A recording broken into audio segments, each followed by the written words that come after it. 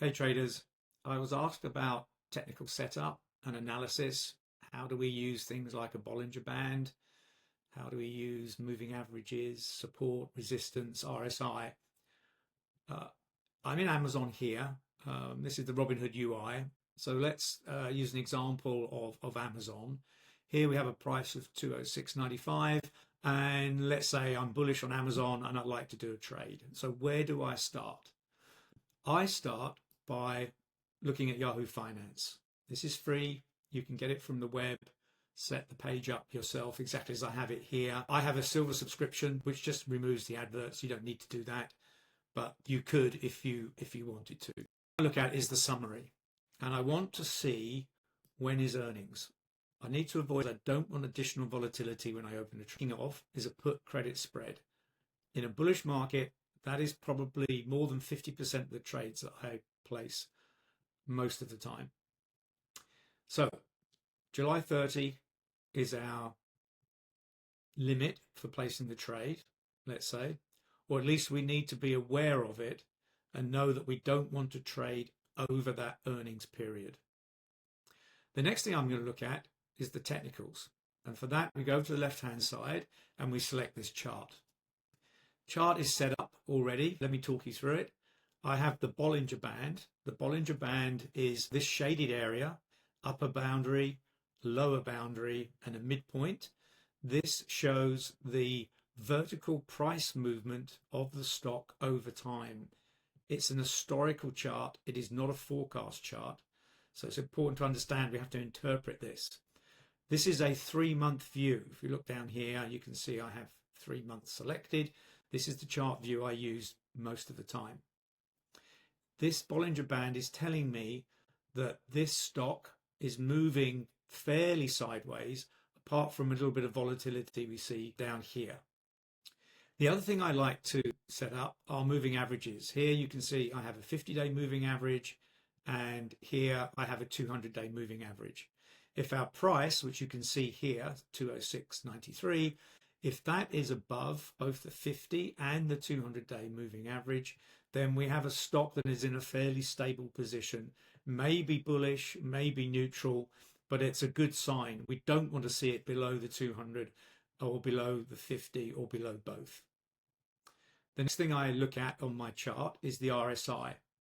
This is the RSI indicator down here, and you can see it's reading 59.99.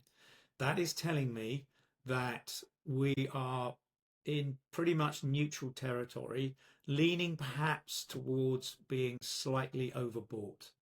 For it to be overbought to any level that I would be concerned with, it would need to be a reading of around 70. And then I would think of a different strategy than a PCS. Going in the opposite direction, if it were 30 or below, again, I would think of a different strategy. I would not be thinking PCS. I might, for instance, be thinking of Ellipse. So it's now showing 60. That's fairly neutral, so I'm quite happy with that. I'm happy with the Bollinger giving me these vertical price movements between 216 and 188. And there's one more check that I can do to give me a range of movement that I might want to consider. So if I go over to this navigation menu on the left-hand side and I click on options, that is going to bring up the options and calls and puts that I can use to help me determine exactly where support and resistance are going to be. So if I select puts and I can scroll, I can see that the in the money is this shaded period. So 2075 is in the money. And now I'm looking for prices below where I'm going to get support. And we can see that there is support here at 205. The next support below that is 202. And then there's a little bit of support at 200. But the largest number here is 205. So that tells me at 205, if the price were to get to 205, we're likely to see some buying because people are going to have to cover any hedging that they've done. So that's a really important figure to understand. If I go back up here and I select calls, then I can do the same thing. Look at the in the money, and I can now look for resistance. And you can see there's fairly large open interest and volume giving resistance at 210.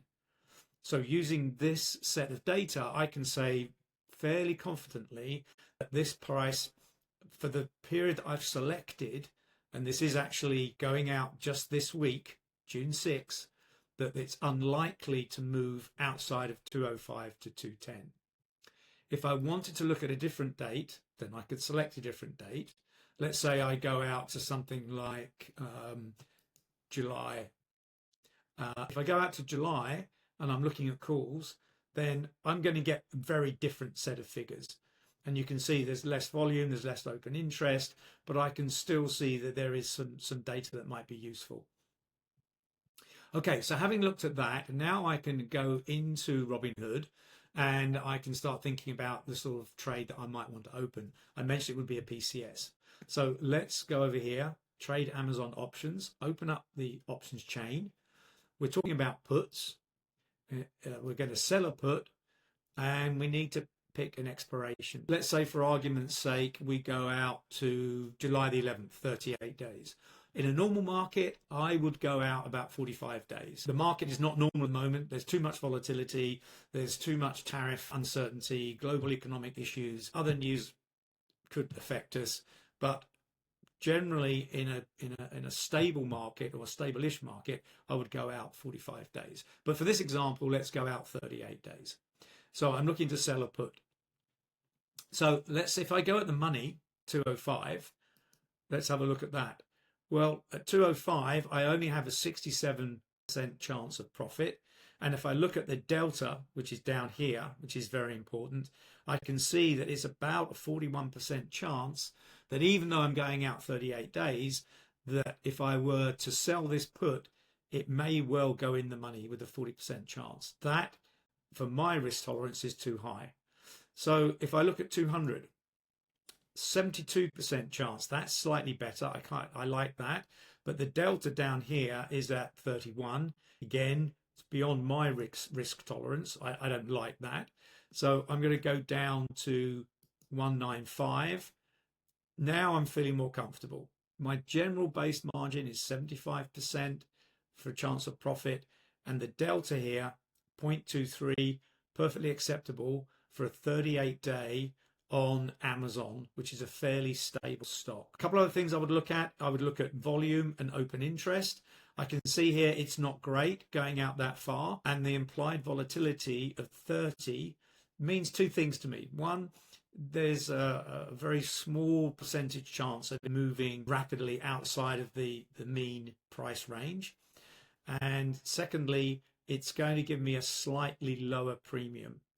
High IV, it gives you more expensive premium, but it increases risk. So this is a balance you have to think of. But I'm kind of happy with this. I like the delta of 2.3. I like the IV of 30. And I like the fact that at 195, I'm a long way away from 207. So I'm going to select that. Now I need I need a support leg. I need my insurance. So now I'm going to buy a put below that. And generally, you know, the options you have are 300, 500, 1,000 increments. I like 500 as an average, and you can see the options chain right now is only really offering me 500 as an option. So we can open that up and take a quick look. There's nothing in there that's going to be concerning data. It's really just the cost we need to look at. And so the cost of this is going to be $2.08, and that's going to give us a total credit up here of 82 cents, which I think is really good for this trade. Once I'm happy with that, I can then continue, and then it comes down to how many contracts do we want, and this really depends on your risk tolerance. If you have a large portfolio, then you can obviously open more contracts. The guideline is no more than 2% of your total capital should be in any one trade. So just think about that when you're opening this trade.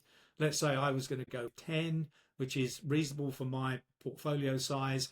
And I can see there that the bid ask is 82 to 99. It's a little bit wider than perhaps you might like. But if we pick a midpoint, I imagine something like 0.90 is likely, yeah, that's likely to get filled. And then we're going to pick up nearly $900 in credit. We can then review the order. and we can see that we're going to confirm that 899 and 12 cents. We can put up $5,000 collateral. Then if we submit, we place the trade. And that is basically it. I've walked you through the technicals. I've walked you through a hypothetical trade. I'm not going to place this trade today. I have a lot of Amazon positions opened, but I hope this has been a really useful video. If you'd like more, let me know in the comments, and I will see you in the next video.